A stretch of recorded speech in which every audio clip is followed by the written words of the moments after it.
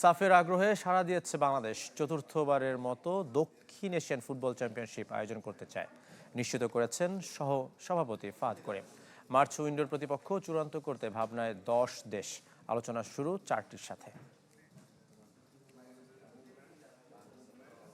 আনুষ্ঠানিক ঘোষণা না এলেও বাংলাদেশ সাফ চ্যাম্পিয়নশিপের স্বাগতিক হচ্ছে তা অনেকটাই চূড়ান্ত।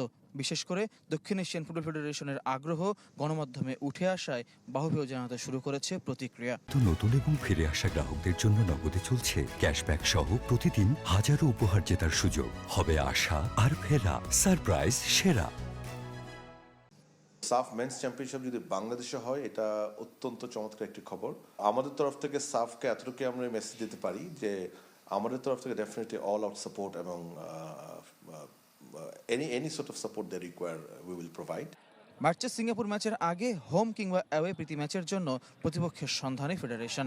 চেষ্টার কথা জানিয়েছেন ফাহাদ করিম। তবে সূত্র বলছে বাহুফের ভাবনায় আছে অন্তত 10 দেশ, যাদের মধ্যে ইন্দোনেশিয়া, ফিলিপাইন, ভিয়েতনাম ও পূর্ব তিমুর। এই 4 দেশের কোনোটি থেকে সাড়া মিলেছে, কোনোটির সাড়ার অপেক্ষায় ফেডারেশন।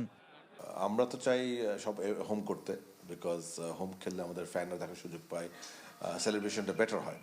বাট এটা আসলে ওই দেশের উপর ডিপেন্ড করবে। যে দেশ রাজি হবে, ওই দেশ যদি এখানে আসতে চায়, আই এম মোস্ট ওয়েলকাম। আর যদি কোনো আসতে না চায়, in that case we will go. But most likely সিঙ্গাপুরের নেইবারিং কোনো কান্ট্রি হওয়ার সম্ভাবনা খুব বেশি। মালদ্বীপে 4 জাতি টুর্নামেন্টে অংশ নেওয়ার সিদ্ধান্ত ঝুলে আছে জাতীয় দল ব্যবস্থাপনা আর নির্বাহী কমিটির ওপর। সাফ প্রস্তুতির উইন্ডো হওয়ায় প্রতিপক্ষ নিয়ে সতর্ক বাফুফে। সেপ্টেম্বরে যদি আপনার সাফ মেন্স হয়ে থাকে, তার আগে I believe that's the closest window, যেটাতে আসলে একটা প্রিপারেটরি কিংবা সাফের প্রিপারেশন একটা ম্যাচ করার সুযোগ আছে। সো এই ক্ষেত্রে আমি ব্যক্তিগতভাবে মনে করি this is a good proposition, কোনো সন্দেহ নাই।